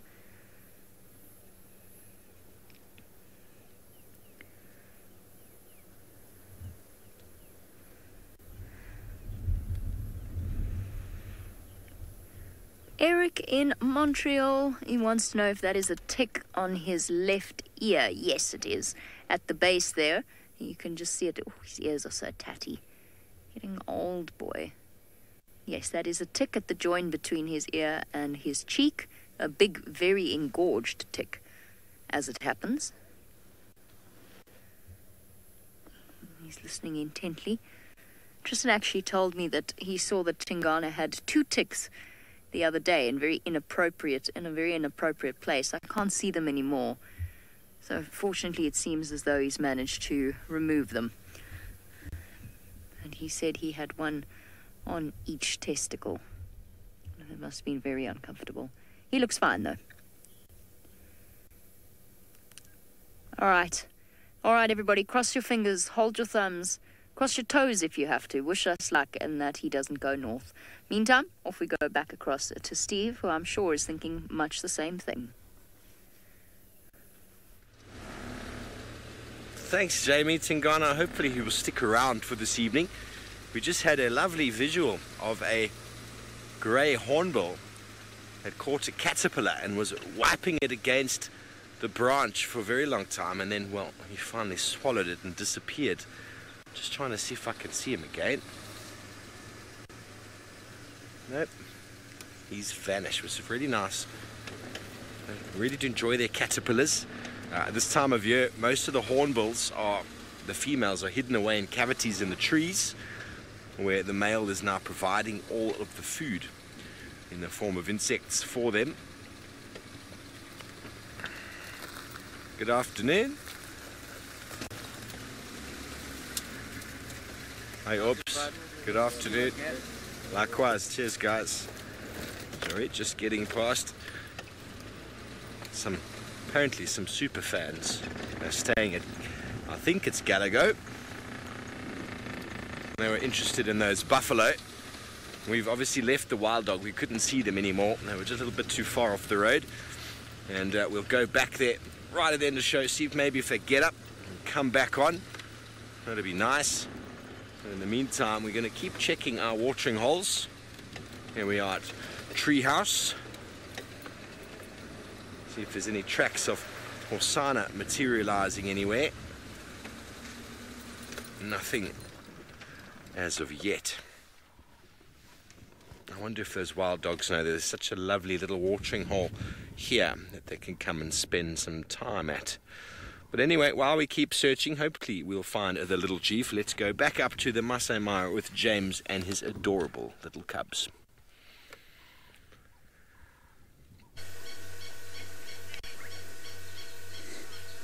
Well, all the cuteness has now gone to sleep. This is the, as I said earlier, the fashion for young mammals.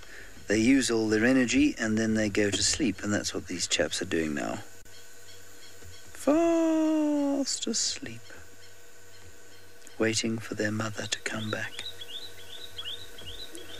We are, of course, thanks to you lot, everybody, in a high-risk sighting situation here, simply because if they move even slightly away from us now, they will become invisible. So if their mother comes back, she's going to have to oblige us by lying just in front of them to feed them.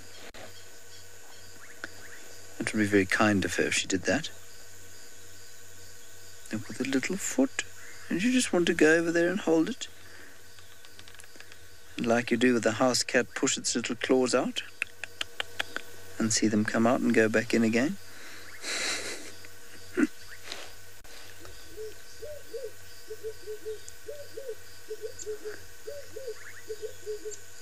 It's so cool.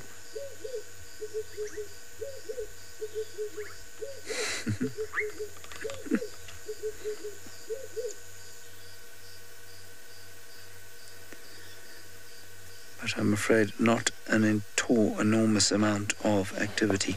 You can hear a red-eyed dove going in the top of the trees.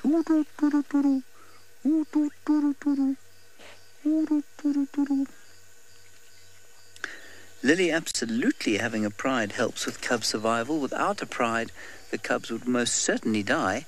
And the bigger the pride is, well, the more likely they are to be able to look after these cubs and make sure that they survive.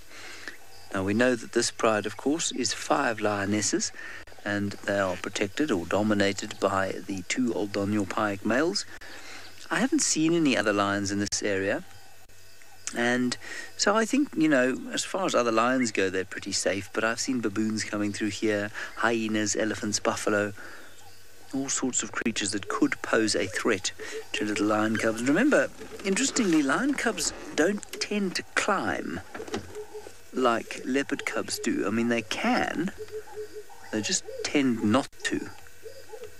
And so they don't often take that option for safety. Gorgeous sunset going on there through the back of the trees. I was just trying to sneak a look around the side of the vehicle to see if anything was coming through the clearings. Not that I can see just yet.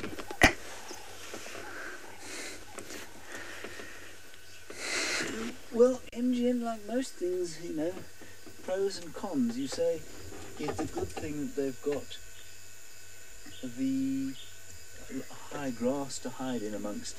Yes, it is, but it does mean that they can't see. Oh. We lost my lapel mic. Pushed the mute button. Sorry about that. I pushed the mute button.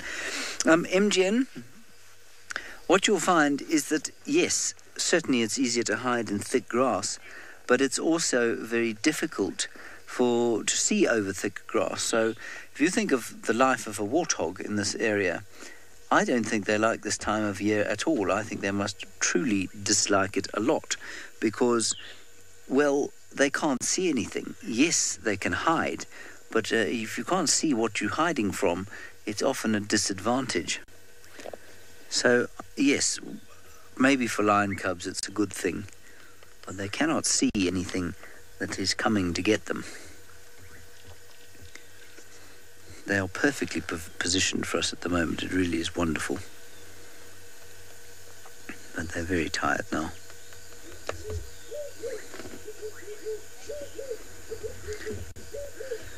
And one of my very favourite sounds in Africa is the sound of the red-eyed dove. And I don't think that you find it at Djuma.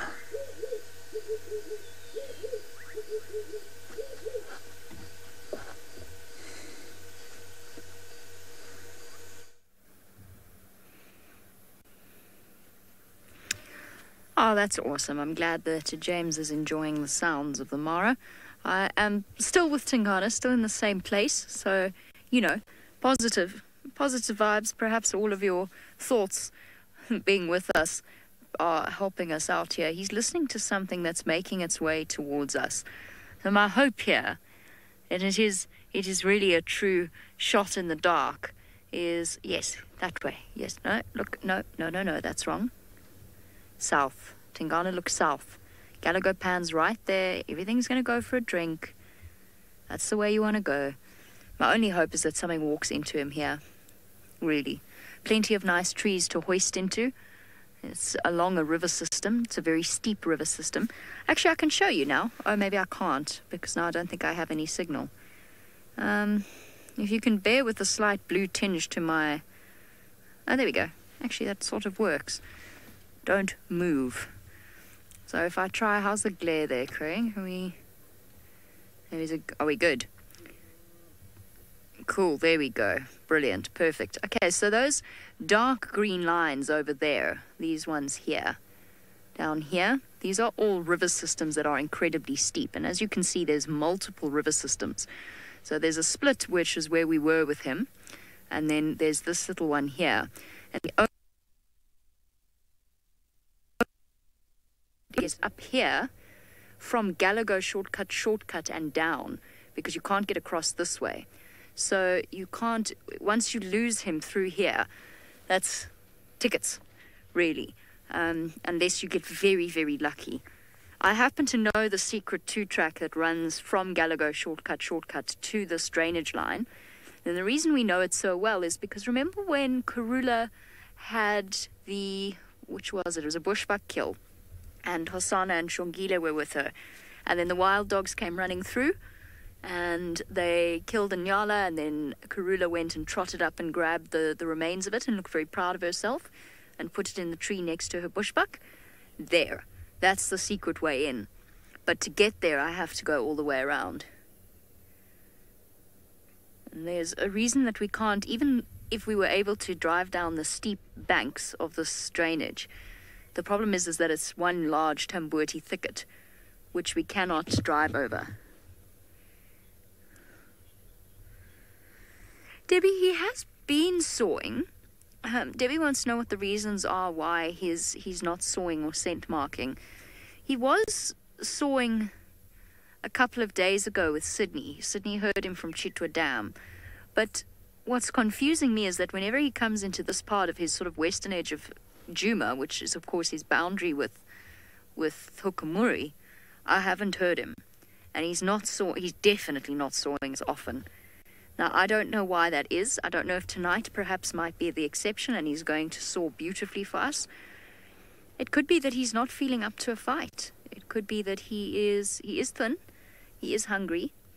I mean, he's still looking muscular, he's still a big boy, but perhaps he isn't feeling up to a battle. I'm not sure. Maybe he's getting old. It was around about this point that Mvula started to retire to the north. He still made the odd appearance on Djuma, but that was about 4 years ago now, when Tingana took over from the west. I don't know how much sawing he's doing in Buffelshoek, but he's been largely silent here, and that's worrying me.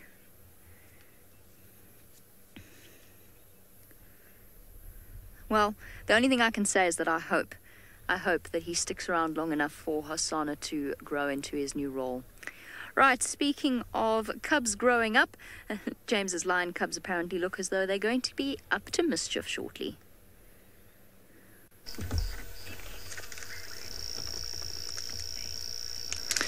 It's an interesting one that Jamie's talking about, being worried that Tingana isn't sawing. I suppose I feel kind of the same. But the problem is, the more you worry about it, what am I trying to say here? It's inevitable. He's going to stop sawing eventually. He's going to not be a territorial male leopard anymore eventually. He's going to get old and he's going to die eventually. We know that. This is inevitable. It's going to happen to all of us. And the more, every time we worry about it, the closer we are to it actually happening, because every day that passes, we are closer to the day that Tingana will go into retirement. That's also inevitable. There is no way around that. And it's interesting worrying about whether or not he's finally sawed his last. It's interesting to worry about something that is completely inevitable. And I am exactly the same. Every time I hear Tristan look at Tingana and say, "Oh, I haven't heard him call for a while," I get a little heart palpitation. It'll make me extremely sad the day that Tingana does retire, but it is entirely inevitable. And isn't it funny how, despite the fact that it is so completely inevitable, we still worry about it? I can't explain it. These three little things are nowhere close to retirement, we hope. But, of course, what isn't so inevitable is the death of youngsters, and certainly it feels a lot worse than the death of aged animals and people. And we've lost one of these already. As I said, there were 4 to start with when they were found, and there are now 3. And that also seems like I suppose it's almost more of a loss because, well, it's almost against the order of nature, except that it isn't. If you're a lion, 9 out of 10 cubs will not make it to adulthood or to independence. Quite an astonishing ratio of success to failure. Yes, absolutely, Colleen. An eagle would certainly try for a cub. Probably an owl more likely in this habitat, but absolutely an eagle will try for these cubs and successfully take one. I mentioned the other day that I'd seen a video of an owl, a spotted eagle owl, taking a white-tailed mongoose. It wasn't a white-tailed mongoose. I watched it again. It was a striped polecat, which is basically the African version of a skunk. And it's substantially smaller than a white-tailed mongoose and probably about the same mass as these little lions. These lions will smell a lot better, though.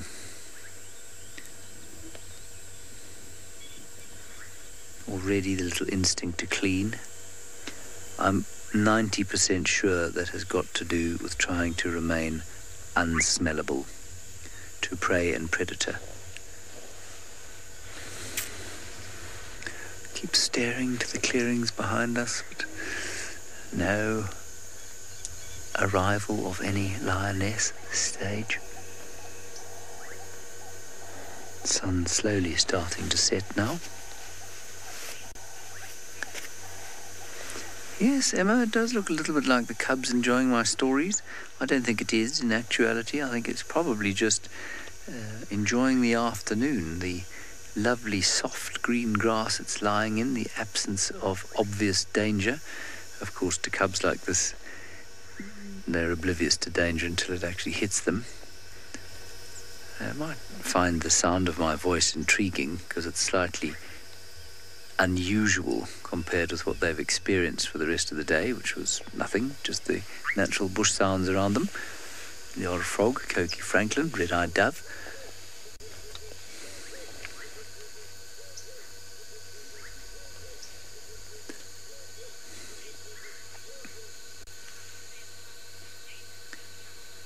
No, Safari Heart, they're not the same cubs as David has been looking at. David has been looking at the other three, the 4-month-old and the 2 5-month-olds who were around here this morning, and I suspect are still around here somewhere.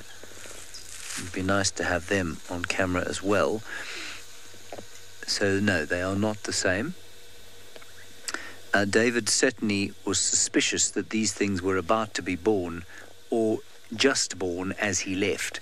So he's going to be delighted and jealous in equal measure when he returns to find that these little sausages have been born to his pride of lions. He spent a lot of time here in the last 6 to 8 weeks. And it's been a real honour coming to replace him for a little while, I must say. Tremendous to come down and spend time in this utterly magnificent area. No, child of the universe, I'm not going to tell the lions a story of being fierce and scaring human beings, because I don't want them to be scary just yet. They're innocent.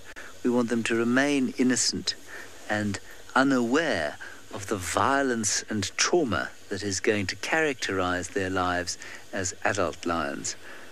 In the same way that I try and not tell my nephews about the violence and trauma that humanity has wrought upon the world, well, so I'm going to try and shield these things from that sort of thing for now. I'll tell them later, though, but maybe in a few months.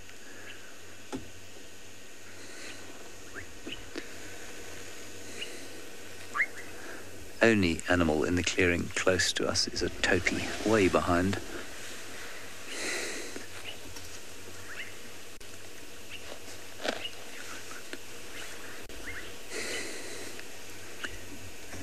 And slowly we're going to have to put on the infrared, I think, fairly soon. Not just yet, but fairly soon.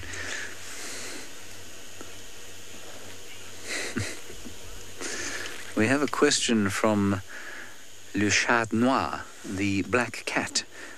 You want to know how much I get paid to babysit? I get paid in... Oh, look, let's just have a quick look there. It's a little lioness. That's almost certainly a little lioness. Chat Noir, I don't get paid to babysit. I get paid in the thrill of being around these little cubs. I'm 99% sure that what you're looking at there is a lioness. Well, will be a lioness. So we've got one she. She's a bit paler than the other two, I think. Maybe that's how we can identify her. Oh, they are just utterly adorable, aren't they? She is a poser, Ellie. You're absolutely right. And thankfully, all three of them are quite keen on being on camera. If they weren't, they could quite easily be in the thicket and totally invisible. Look.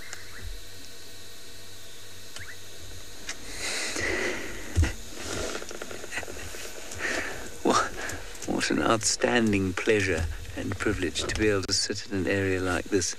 Yes, I'm at work on a Sunday, but, you know, what better place would you rather be? I mean, I think if most of you were to choose where to holiday on a Sunday, this is probably exactly where you choose to be.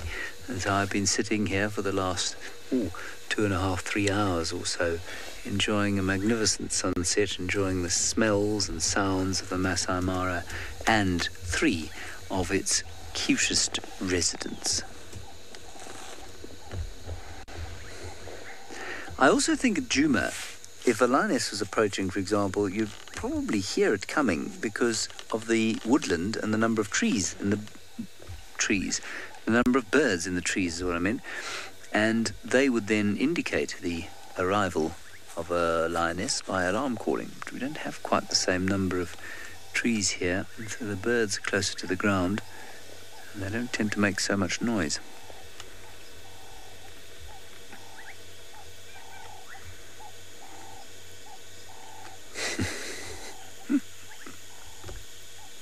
You know what they looked up at was a slight, very distant roll of thunder.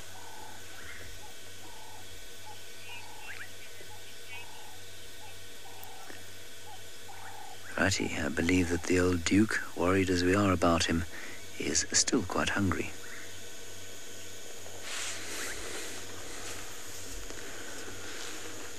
Right, now we must make tea. Definitely, the Duke of Djuma is very hungry. I've lost him. And I've come in the direction that he was walking in. There's not much else I can do. And we've bumped into this daycare that's directly on the path that he was taking. Now, I don't know if he's gone further deep down into the drainage line, if he even knows that this daycare is here, or if there was something else that he was looking at or looking for. The little daycare's up now. It's amazing how animals have a sixth sense about whether or not there's a predator around. There's just something that tells them. Dacre's looking back where he was coming from. Come on, Tingana.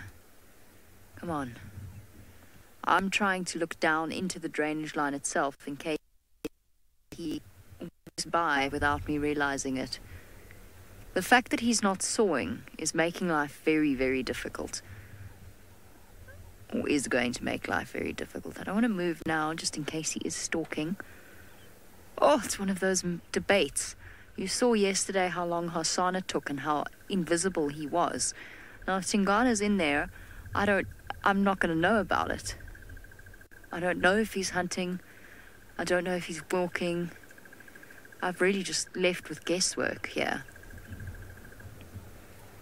And that's basically all we have. Although Tingana is capable of taking down an antelope much larger than the staker, he's not going to shy away from it. So he's hungry. Any meal is a meal. So if he has seen the staker, this is exactly what he is going to go for. If this is what he's seen. I don't see anything else. I don't see any nyala. I don't see any impala. So I'm hoping that this is what he's after. A little daker hidden down in the depths of this incredibly thick block. You'll notice I'm not paying 100% attention to you or to the daker. It's just in case he walks right past and we miss him. Oh, Tingana, you horrible kitty cat. Oh, he's got to do what he's got to do.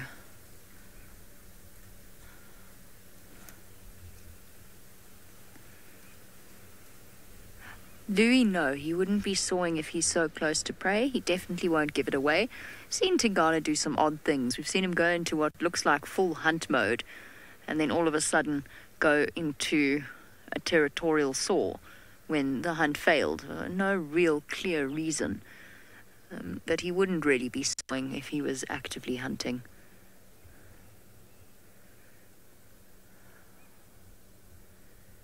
This is a gamble. I am gambling completely. I don't have really many options. I'm so far into this block now that by the time the TV show ends, I will have found my way out of it. It's a slight exaggeration, but... Oh dear.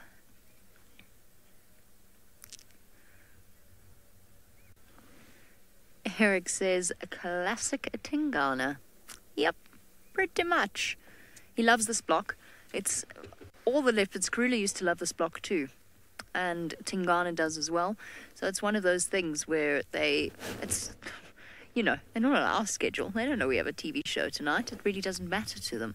So it really is just them doing their natural thing and us having to roll with the punches. So I'm not actually that stressed. You know, there's plenty of animals on quarantine. Hasana's still MIA somewhere. I was sort of, in my wild dreams, hoping that Tingana might find Hasana for us. Hello, little Deka. Would you please walk this way? So that if Tingana... Oh...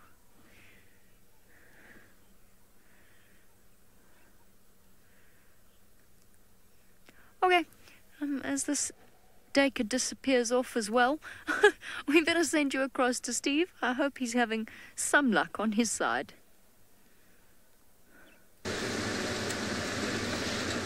Thanks, Jamie.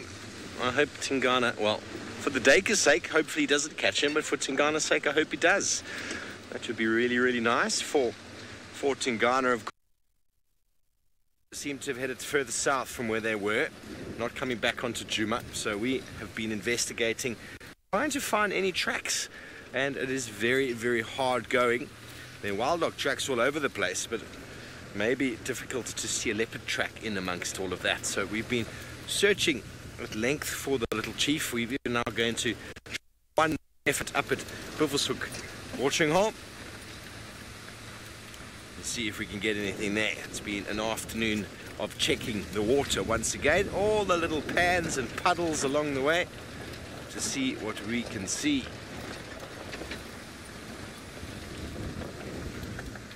A little bit bumpy on the corner here. Hold on, Seb.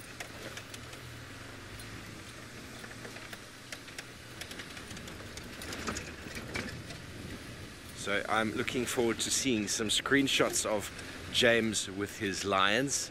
How amazing it is to be able to spend time with brand new cubs. It's a very, very special privilege that we have, and James seems to have been having a very nice time this afternoon. Well, on that note, talking about James, let's go all the way back up to the Masai Mara to say farewell to him and the Sausage Tree Pride Cubs. Right, well, we haven't moved. The little cubbies have moved a little bit. I can hear some alarm-calling birds around here, and I'm wondering if maybe we don't have the arrival of either the other three cubs or an adult. But I don't think that's going to happen before the end of our show, I'm afraid. So you're just going to have to make do with these delightful little things on their own. I'm quite sure you don't mind in the slightest. Yes, Shannon, mothers will abandon their cubs from time to time. It does happen. It's normally if there's starvation or a severe threat from marauding males. Remember that if a mother decides to defend her cubs to the death, for example, it doesn't make any evolutionary sense, because if she dies, obviously the cubs die. So it's not like in a human society or even an elephant society where if the mother was to defend her youngsters to the death, they'd almost certainly survive because they'd be adopted by another female. That just wouldn't happen with the lions. Yes, they could be allo-suckled if there is a suckling female within the pride, but if there's no other suckling female, they'd die. So yeah, they do defend their cubs, certainly, but not to the death. They defend them slightly more, for example, than leopards do. Leopards will be defensive of their cubs, but because they're solitary and there's absolutely no chance at all of them ever being able to look after or for their youngsters being able to look after themselves. What you find is that leopards will, unfortunately, not so much abandon their cubs, but if things get really tough, if they're threatened badly, the mother will eventually run away. And we certainly saw that horrible scene that we had of Karula losing a cub. I'm not sure how many of you have seen this, to hyenas. which we caught on camera. It was very unpleasant indeed. But Karula did not jump off the tree to go and try and save her cub from the two hyenas. She snarled and hissed and swatted at them, but she didn't go down and attack the hyenas. And that's totally in keeping and totally logical from an evolutionary point of view. And it's what made her, that kind of considered approach is what made her such a successful leopard, is what's made Tingana such a successful leopard as well. You do not survive long out here as an impulsive chance taker. Right, everybody, another week has drawn to a close. Thank you very, very much for joining us on this show. Your questions and comments, as always, hugely appreciated. Obviously, we've had a spectacular time with these little cubs, and I hope that we'll be able to bring you a lot more of them over the coming weeks. Until tomorrow morning at 0500 Central African Time, I hope that you stay safe and happy wherever you are.